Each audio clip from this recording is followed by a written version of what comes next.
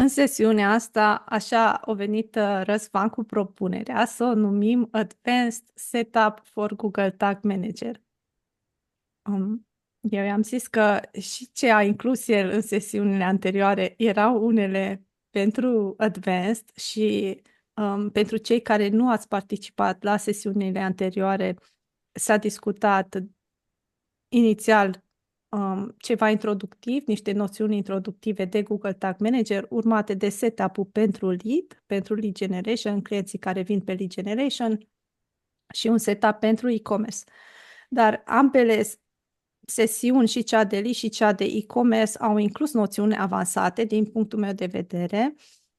Și așa mi-a fost destul de greu să aleg subiectele. Mulțumesc pentru toți cei care au completat formularul. M-a ajutat mult să îmi fac o idee ce subiecte să ating, dar din păcate nu aș putea într-o singură sesiune să includ tot ce mi-ați dat ca și sugestii, pentru că ne-ar lua foarte mult, deci de asta probabil o să mai avem sesiuni ulterioare sau sper să reușesc să răspund la întrebări. Și dacă aveți întrebări, vă rog să le lăsați în chat.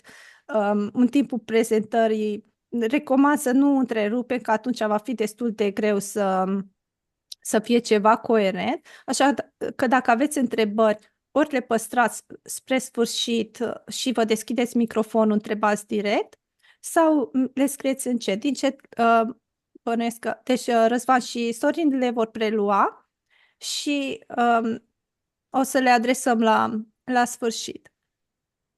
Bun, puțin despre mine, pentru cei care nu mă cunoaște sau cu care nu am colaborat până acum.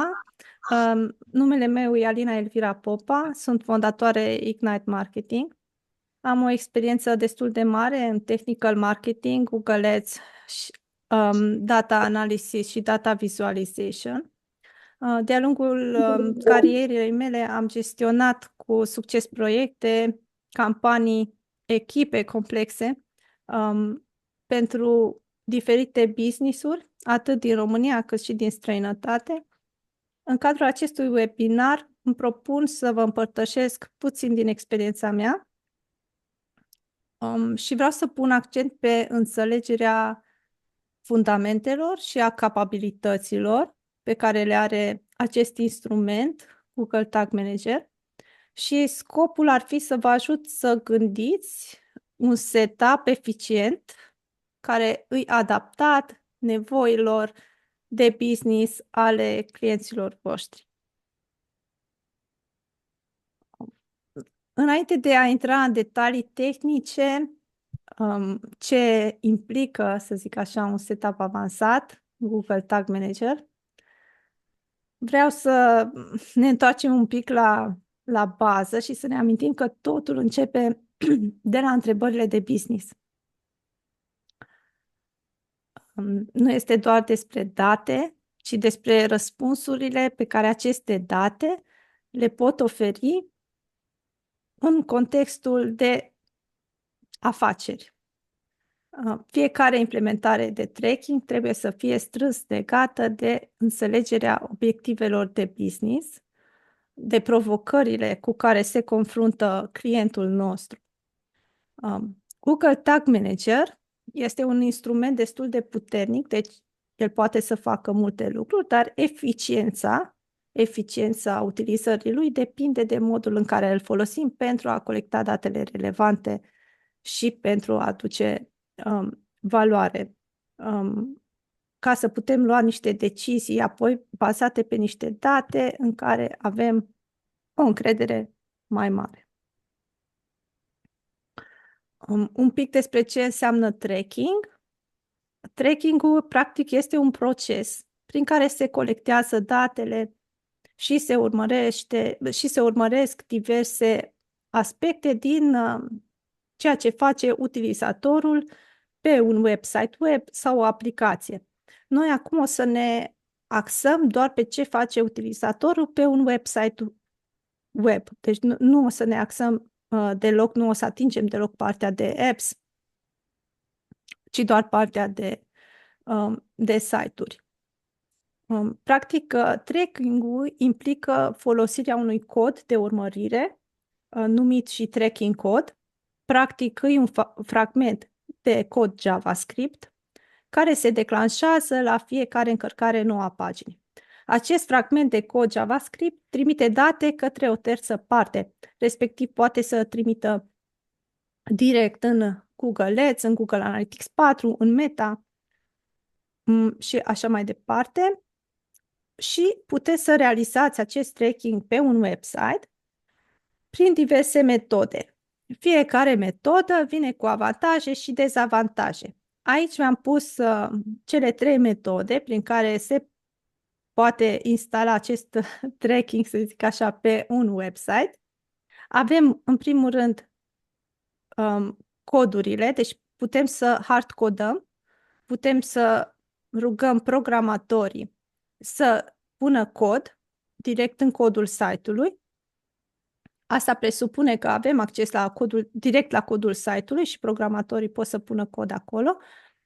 Și este o metodă care în 99% din cazuri implică un programator. Cum am spus, necesită acces la codul sursă a site-ului. Aveți nevoie de un programator bun care să înțeleagă ce evenimente trebuie să trimite în formatul lor și ca și dezavantaje, nu e așa de flexibil în gestionarea tagurilor de marketing. De obicei, procesul durează mai mult ca să hardcodăm toată infrastructura de tracking într-un website. Dar sunt clienți care preferă acest tip de implementare, deoarece au echipe de development, sunt site-uri mari și așa mai departe, sau preferă să aibă ei control total din cod. Apoi avem, o să lăsăm partea asta din mijlocul Google Tag Manager ultima, avem partea de plugin-uri, aplicații de tracking. Acum depinde ce tip de site are clientul. Dacă clientul are un site care este un SaaS, dar pe o platformă din asta de software as a service, de exemplu Gomag sau Shopify, Merchant Pro și așa mai departe, acolo, în general, o să ne folosim de niște plugin-uri, de niște apps, pentru că nu avem acces la codul sursă al site-ului. Ei au integrările lor native care fac aceste integrări de tracking. Dar, de multe ori, aceste aplicații, aceste plugin-uri, module, cum vreți să le numim, nu sunt updatate la zi cu cerințele de tracking actuale, cu ultimele modificări, să zic așa, cerute de Google sau de Meta sau de alte platforme. Dacă ceva nu funcționează, nu prea avem control. Deci noi nu putem să modificăm direct codul acelor module sau să intervenim într-un fel, deci depindem de o terță parte pentru suport, actualizări și de multe ori aceste plugin-uri, module pot afecta și ele performanța site-ului, pot intra în conflict cu alte plugin-uri, mai ales pe WordPress, pe PrestaShop, depinde ce plugin-uri folosim. De asta și dacă folosiți plugin-uri pentru integrare directă de tracking, și acelea trebuie verificate. Și apoi avem soluția aceasta, instrumentul Google Tag Manager, e o soluție gratuită de la Google, un mare avantaj că este gratuit, care ne ajută să implementăm codurile de tracking în site dintr-un singur loc, centralizat.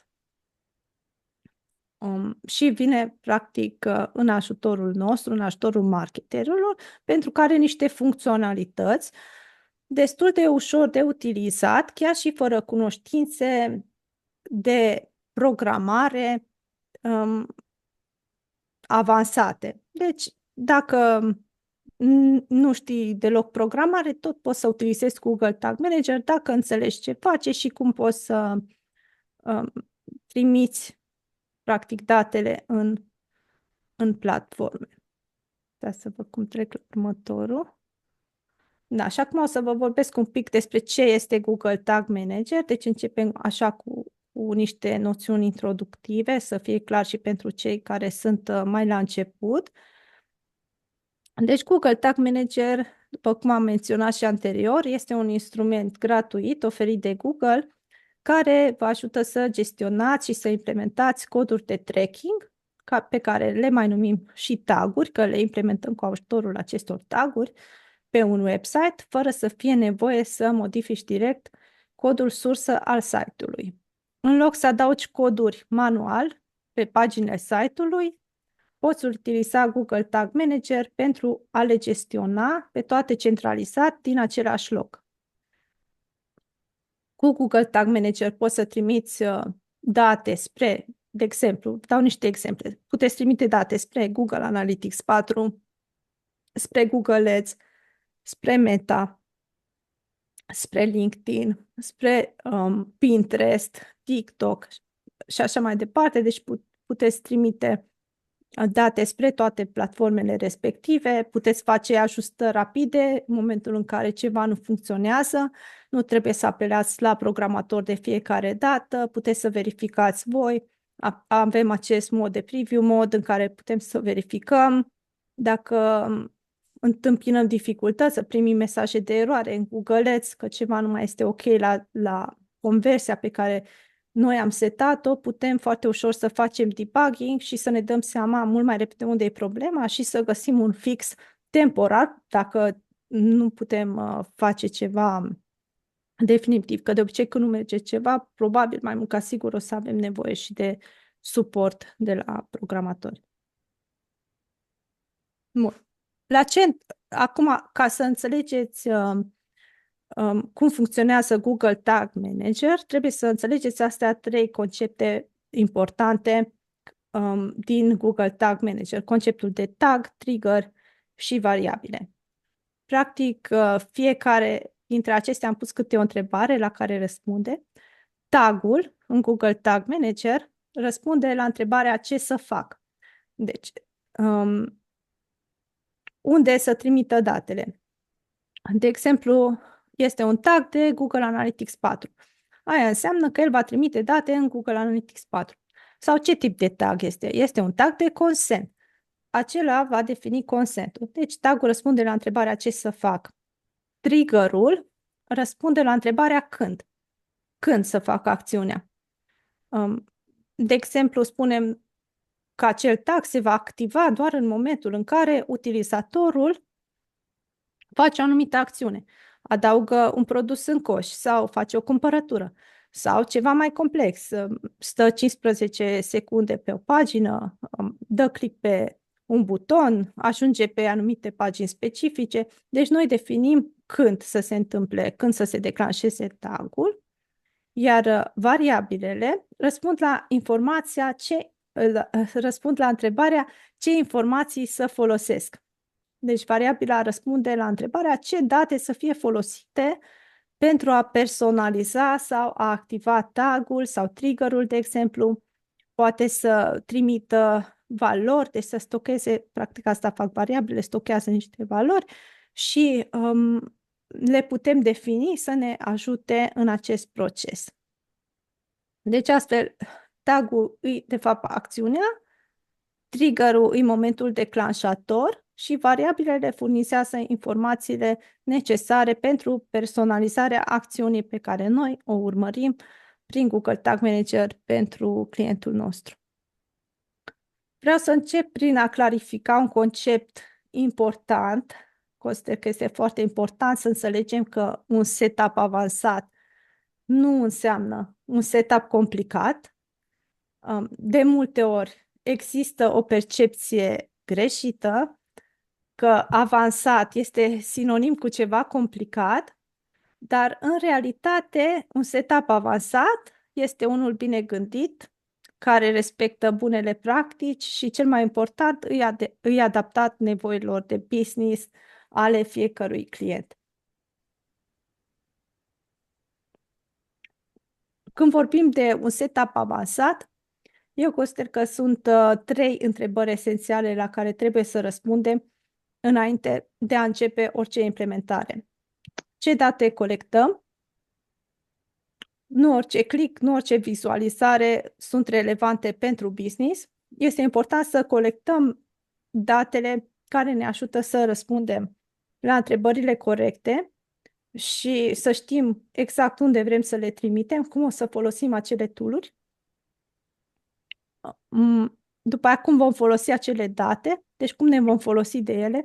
Dacă implementăm Google Analytics 4, să ne asigurăm că și folosim tool-ul, că îl configurăm corespunzător cu business-ul clientului, nu cumva nu implementăm ceva fără să după aceea să folosim, că atunci doar ne încărcăm site-ul, creștem viteza de încărcare a site-ului fără să utilizăm activ ceea ce implementăm acolo și apoi la ce întrebări de business răspund aceste date. Deci cum ne pot ajuta datele pe care noi le colectăm să răspundem la întrebările de business ale clienților. Bun, și acum intrăm un pic așa dintr-o dată în ceva mai tehnic și o să vorbim despre conceptul ăsta de data layer. Data layer l-am numit, mi-a plăcut cum suna. Data layer este o structură și poate ați auzit în diverse videouri sau ce ați mai citit despre data layer. Data layer-ul e o structură cheie când lucrezi cu Google Tag Manager, deși pare un concept simplu. În realitate, data layer poate avea mai multe înțelesuri. În primul rând, data layer-ul este un array de JavaScript global, definit în obiectul window și se poate oricând verifica conținutul, scriind în consola browserului window.datalayer.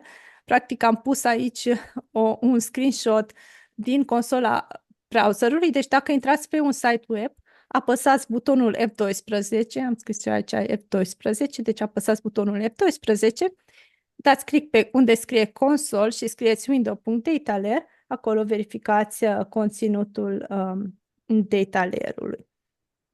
Obiectele trimise în data layer sunt procesate în ordinea în care au fost trimise. Un aspect destul de important. Apoi, mai putem privi, mai înseamnă data layer și modelul intern de date al Google Tag Manager, al tool-ului Google Tag Manager. Aceasta este o structură internă a Google Tag Manager, unde toate datele din Windows Data Layer sunt transportate, stocate, practic tot ce se pune în Data Layer cu Data Layer Push ajunge într-un tabel intern al GTM. Îl găsiți aici, dați click pe un eveniment, deci astea sunt evenimentele care se declanșează în momentul în care intri pe o pagină web, încep să se declanșeze evenimentele, să zicem dăm click pe View Item, da? Și vedem aici data layer-ului și ce s-a trimis. Ăsta e evenimentul de data layer push. Bun. Și poate vă întrebați, ok, dar cum ajung datele din site-ul nostru în data layer? Tot așa, prin mai multe metode, ca să nu fie simplu, să fie mai complicat. Deci datele ajung în data layer prin mai multe moduri. 1. Ele pot fi codate manual de către developeri cu data layer push, deci ele pot fi codate direct din codul site-ului și trimise în data layer. Programatorii pot scrie cod personalizat pentru a trimite date specifice direct. Acest lucru oferă control complet asupra informațiilor trimise și a momentului în care acestea sunt declanșate. Deci cea mai bună metodă e ca programatorii să scrie acest cod și acolo avem cel mai mare control și știm că datele se transmit corect, că oricum noi verificăm după ce fac ei implementarea, verificăm în Google Tag Manager că se declanșează corect. Apoi, în data layer mai pot ajunge datele prin plugin-uri, aplicații. De exemplu, pentru cei care folosiți platforme de e-commerce, ca și WordPress, știți că și practic a arătat Răzvan la sesiunea anterioare, am folosit GTM for WP, ne-am folosit de un plugin să trimită informațiile. Și mai multe platforme au aceste plugin-uri. Unele sunt gratuite, unele sunt cu plată. Acum, gândiți-vă că fiecare website, fiecare temă are specificul ei și atunci aceste plugin-uri vor funcționa în majoritatea cazurilor. Sunt cazuri la clienți la care aceste plugin-uri, aplicații nu funcționează chiar, nu detectează toate evenimentele corect. Da, în cazul acesta, acești clienți nu prea au ce să facă decât ori apelează la un programator să scrie corect evenimentele pentru site-ul lor, dar în majoritatea cazurilor funcționează. Apoi putem să mai trimitem date în data layer direct din Google Tag Manager. Deci Google Tag Manager are capabilitatea de a activa automat partea de care voi vorbi ulterior, aceste auto-event listeners, care practic înregistrează tot ce se întâmplă pe un website și trimit informațiile în data layer, deci direct din Google Tag Manager. Acum, noi putem practic să folosim și tag-uri de custom HTML în GTM care să includă cod de data layer push personalizat, dar acesta este un concept și mai avansat și nu este considerat best practice să utilizăm data layer push în custom HTML. Bun, acum avem practic partea asta de auto-event tracking, care e o funcționalitate a Google Tag Managerului care permite colectarea automată a datelor despre interacțiunile utilizatorilor cu site. Cu site-ul fără a necesita cod suplimentar, deci fără a necesita să fie scris cod direct în site. Doar că instalăm acel snippet de cod de la Google Tag Manager, doar prin simpla instalare a Google Tag Managerului pe site, avem aceste capabilități dacă activăm din partea de triggers aceste trigger-uri. Deci trigger-urile respective din Google Tag Manager, le vedeți aici, el are capabilitățile automat să asculte ce se întâmplă pe site și să trimită informația înapoi în GTM dacă știe să o citească corect, dacă sunt implementate corect. Deci, practic, în momentul în care activezi un trigger, activezi și un listener pe pagina ta, deci pe pagina web. Tot așa, și listener-uri și event listener-urile le vedeți în consola browserului. Deci, intrați pe un website, apăsați F12, mergeți la tabul de Elements, aici la Elements, și în partea asta veți găsi Event Listeners. Unele din aceste Event Listeners sunt codate, dar acestea care sunt cu GTM, ele vin din GTM. Înseamnă că eu am activat în GTM niște trigger-uri și astea sunt Event Listeners. Bun, procesul este cam așa, să simplific. Am încercat să simplific, să fac cât mai ușor de înțeles, că nu-i foarte intuitiv. Recunosc, și mie mi-a luat destul de mult timp să înțeleg procesul ăsta, cum se trimit, cum funcționează flow. Deci, practic, avem un website. Aceste auto-event listeners, dacă sunt activate în Google Tag Manager, ascultă ce se întâmplă pe site și dacă, să zic, utilizatorul face click pe un buton, trimite evenimentul de link click în data layer. Data layer-ul trimite informațiile în Google Tag Manager și le vedem acolo. Noi le putem lua din Google Tag Manager, din eveniment, să configurăm un tag care să trimită după aia informația într-o altă sursă. Aici am dat exemplu de GA4, dar poate să le trimită oriunde dorim noi și orice. Da, deci am dat exemplu de GA4, că sigur toți aveți Google Analytics, știți despre el ca să înțelegeți despre ce vorbim. Deci cam așa funcționează partea de auto-event listeners. Acum, voi puteți să căutați asta pe Google cu auto-event listeners și să încercați să vedeți, ok, ce capabilități are Google Tag Manager, ce auto-event listeners avem by default, de care ne putem folosi și, da, cum putem să ne facem munca mai ușoară. Dar o să vedeți că, și asta a fost o întrebare pe care am primit-o, Google Tag Manager nu are capabilitatea să urmărească, de exemplu, orice formular. Dacă e un formular de HubSpot, de exemplu, și o arătați și Răzvan la sesiunea de lead cu Ninja Forms, nu are un event listener sau automat înăuntru un Google Tag Manager care să aibă capabilitatea asta. să știe să trimită un eveniment când utilizatorul completează formularul respectiv. Și atunci o să ne folosim de Custom Event Listeners, care acestea sunt practic niște declanșatoare personalizate pe care le configurăm pentru a asculta evenimente specifice care nu sunt acoperite de auto-event listener-urile din Google Tag Manager. De exemplu, completarea cu succes a unui formular de HubSpot, asta era o întrebare, dar se poate realiza cu un Custom Event Listeners. Practic, ce trebuie să facem în momentul ăla? Facem un tag în Google Tag Manager de tip Custom HTML, punem codul de JavaScript care ascultă dacă s-a completat sau nu formularul de HubSpot, care acest cod, vedeți, scrie event, deci o să genereze un event care se va numi HubSpot Form Succes în momentul în care userul completează formularul. Apoi, deci noi o să ne folosim de acest eveniment în tagul nostru. Apoi, noi mai facem încă un tag să trimitem evenimentul undeva. În cazul nostru îl trimitem în GA4. Dar putem să facem tag, de exemplu, de Google Ads și să-i spunem în momentul în care s-a declanșat acel eveniment, da? Îl facem ca și custom event trigger-ul, să se declanșeze tagul nostru și să trimitem ce informații vrem noi în platforma respectivă. Să zicem, vrem să trimitem o conversie în Google Ads în momentul în care userul completează cu succes formularul.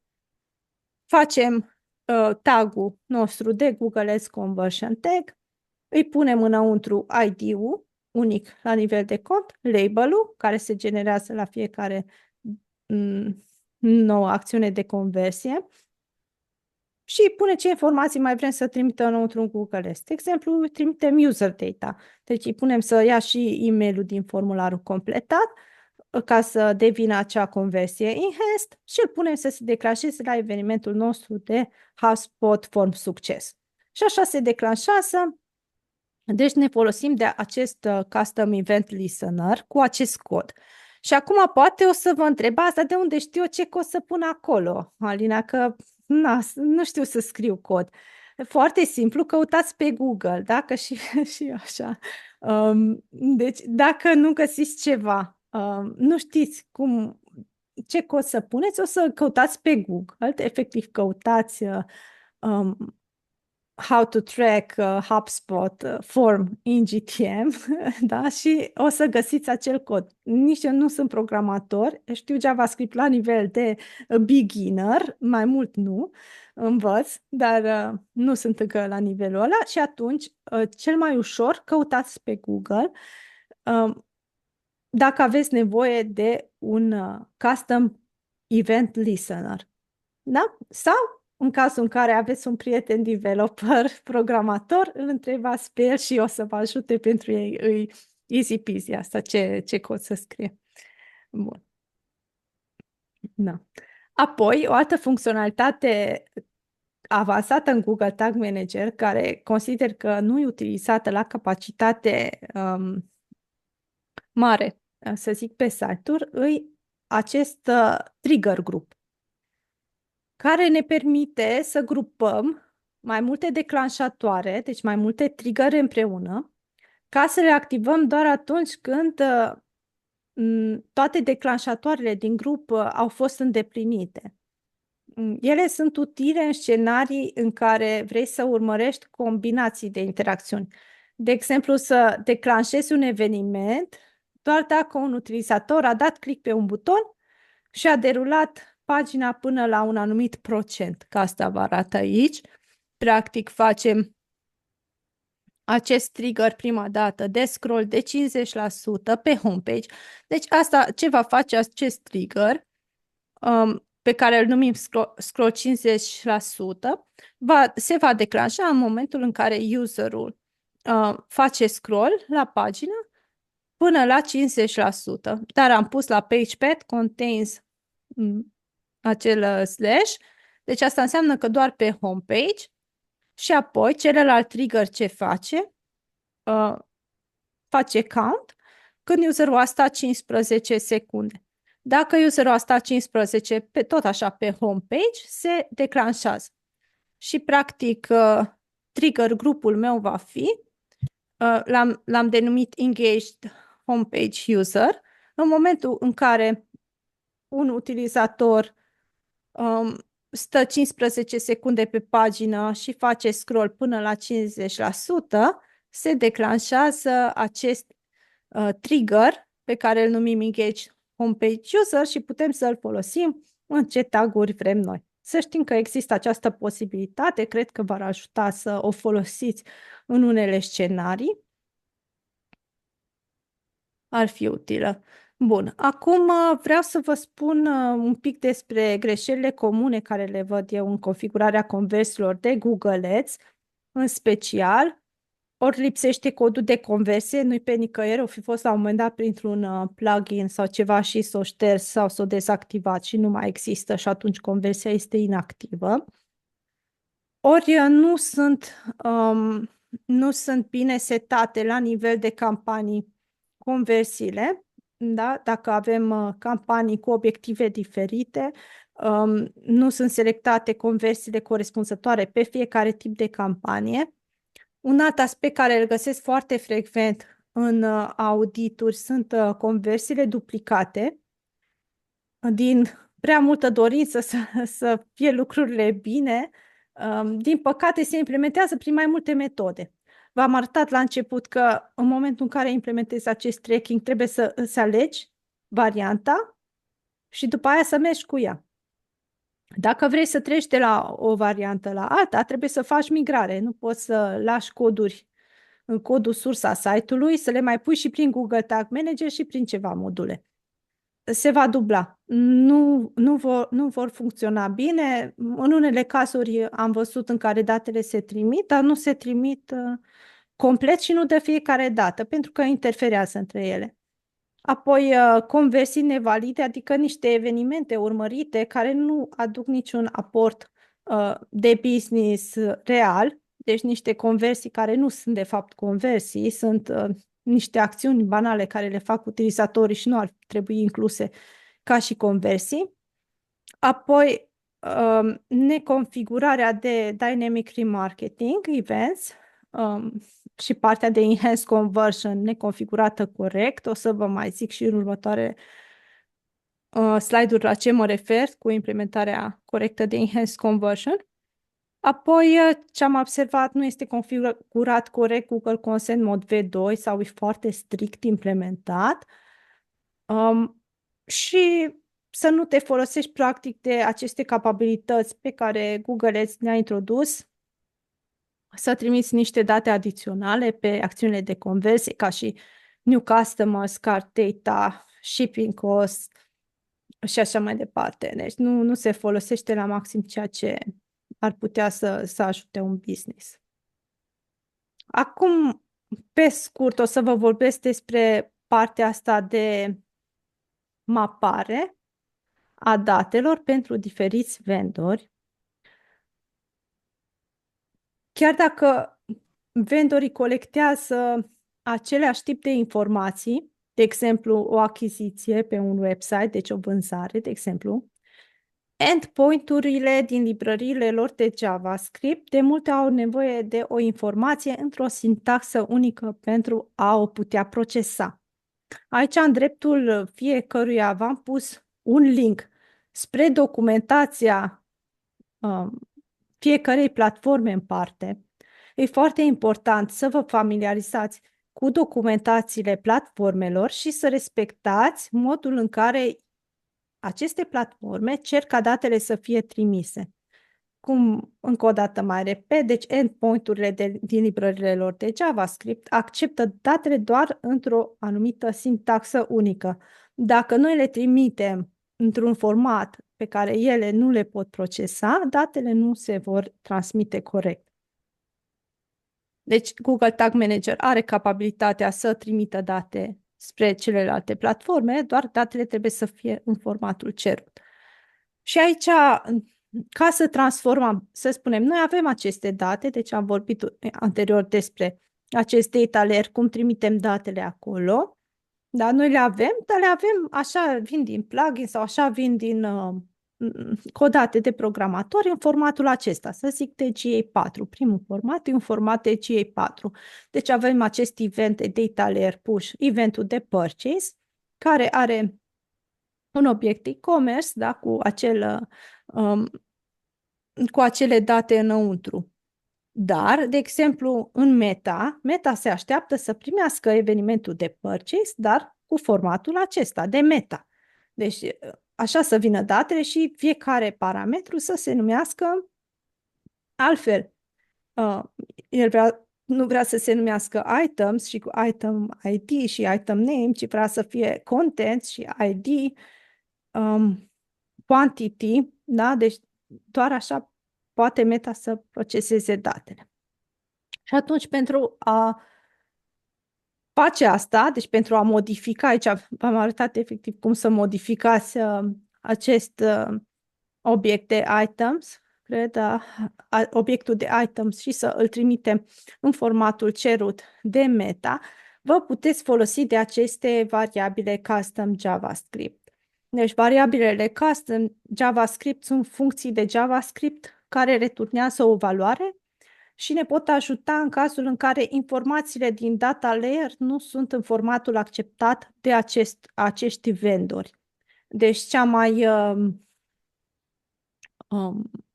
o metodă utilă e să utilizăm aceste variabile de custom JavaScript, să transformăm informațiile care le avem în data layer-ul nostru în informații acceptate de platforme.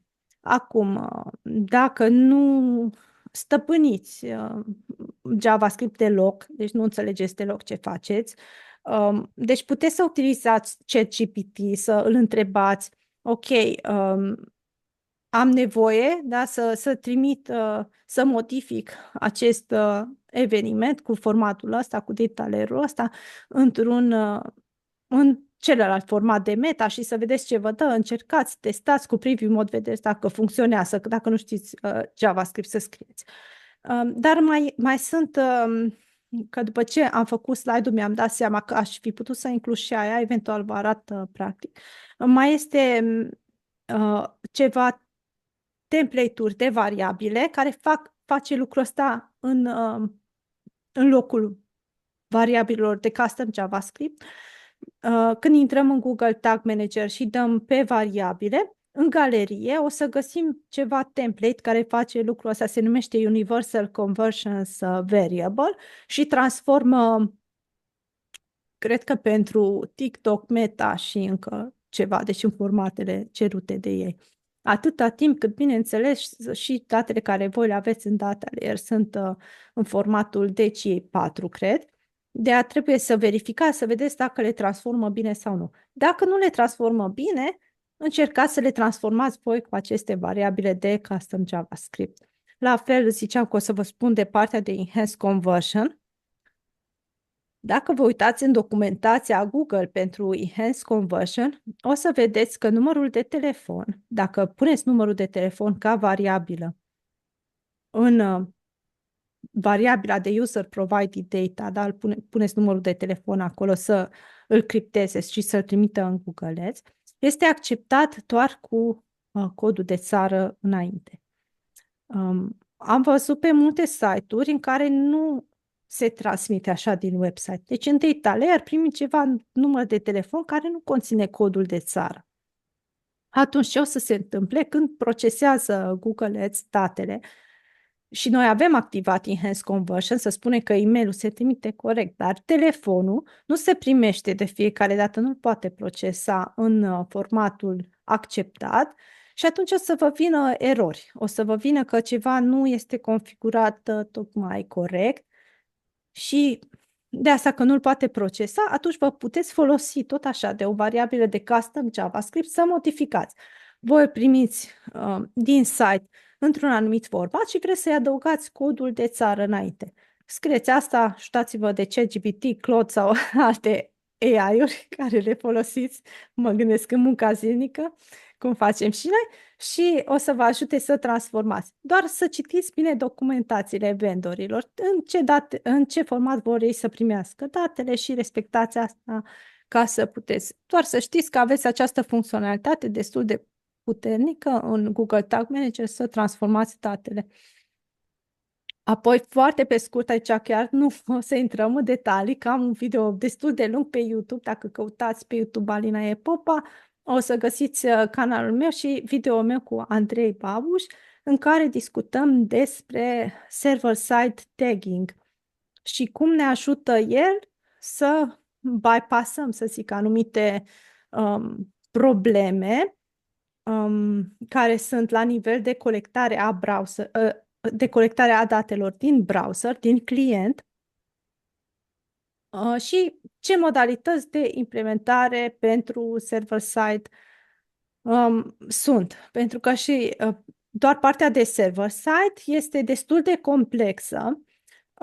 Ne putem folosi și aici de anumite tool-uri care vin în ajutorul nostru. Practic, ce înseamnă că în momentul în care tu implementezi pe lângă client, deci pe lângă partea asta ce am vorbit noi acum de Google Tag Manager, îți mai faci încă un cont, deci încă un container, dar containerul respectiv îl faci de server-side Google Tag Manager.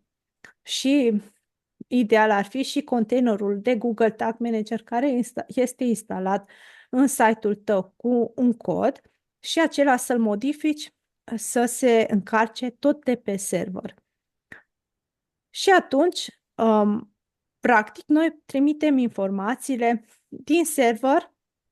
din serverul nostru la vendor și înainte să le trimitem la vendor, ele trec prin serverul nostru, unde putem tot așa în containerul de server-side Google Tag Manager să modificăm datele care se trimit, să le îmbunătățim, doar că, la fel cum precizează și Andrei în video, este foarte importantă în continuare partea de client. Deci atâta timp cât partea de client-side nu este bine implementată și datele care se trimit în server-side vor fi date pe care nu le vom putea folosi, tot date rele. Deci noi trebuie prima dată să gândim structural la nivel de client ce vrem să colectăm, cum trimitem datele alea și apoi implementarea server-side este destul de ușoară. Dacă pe partea de client, în schimb, datele nu se trimit bine, nu e ce trebuie acolo, trebuie în primul rând să rezolvăm partea de client și apoi să ne gândim și la partea de server-side.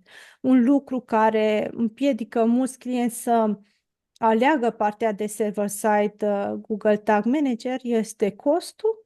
Deci nu există implementare de server-side care să fie 100% free, decât la site-uri foarte mici care astea nici măcar că se încadrează în planurile respective gratuite, dar la astea, sincer, nici nu ar avea nevoie de server-side, că încă nu sunt la nivelul ăla. Dar, în general, deci 99% din implementări sunt cu un fee lunar pe care îl plătesc la soluția de server și apoi costul implementării propriu-zise, care depinde de la fiecare persoană specialist în parte.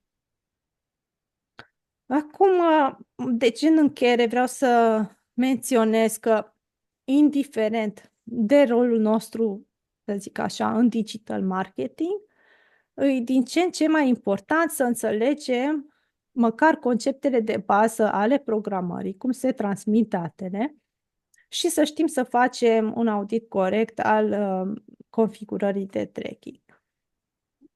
Bun. În momentul în care lucrăm cu Google Tag Manager, noi, ca și specialiști, nu încercăm să înlocuim programatorii, ci mai degrabă să colaborăm eficient cu ei. De multe ori vom avea nevoie de ajutorul lor pentru a seta corect datele necesare pentru tracking-ul nostru. E foarte important să ne înțelegem reciproc și să comunicăm clar nevoile noastre și cred că dacă reușim să vorbim pe limba lor, să le explicăm exact ce date ne trebuie și de ce, vom lucra mai eficient împreună. Și o colaborare bună între noi și programatori duce la niște rezultate mai bune pentru toată echipa și pentru business-ul clientului. Da, și acum meme-ul de final, ok, că trekking-ul e short, nu consider că e ușor, dar respect pe cei care zic că e ușor, probabil nu s-au lovit de anumite aspecte de care care sunt foarte frecvente, așa, în implementări.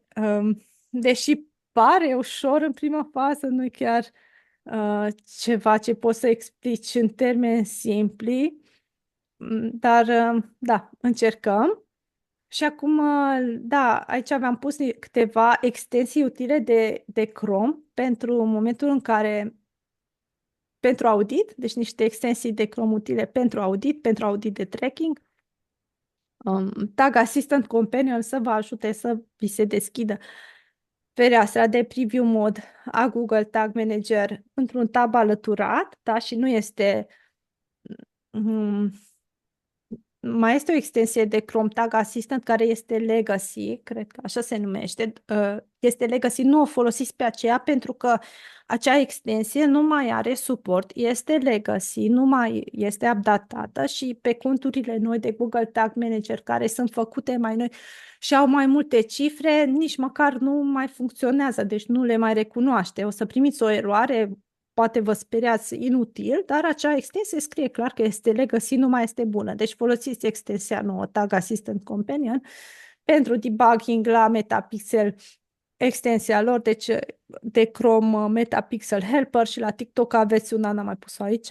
Tag Explorer să vă ajute să vedeți așa rapid ce taguri sunt instalate fără să intrați în consola browserului, și Cookie Editor, că acum văd că s-a schimbat. Înainte puneam ăla cu cookie, nu mai știu cum se numea, cookie deletion. Asta, să ștergeți cookie-urile ca să puteți să verificați de mai multe ori cum se declanșează consentul pe un website.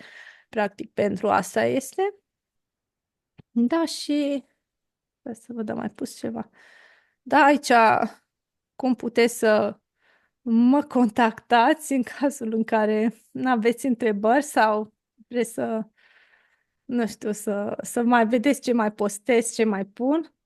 Vă ziceam de Measure Summit, da, poate ne vedem și pe acolo, ne vedem în comentarii. Și aici câteva resurse, deci câteva resurse care m-au ajutat și pe mine și care cred că sunt foarte bune. Technical Marketing Guide de la Simo Ahava, de la Simmer, canalul meu de YouTube care încerc să mai pun content pe el, destul de dificil cu munca și cu contentul în același timp. Measurement, Marketing, Analytics Mania și Measure School. Julia. Dacă dorești și tu să fii anunțat pe e-mail despre evenimentele viitoare, completează formularul din primul comentariu. Mulțumesc!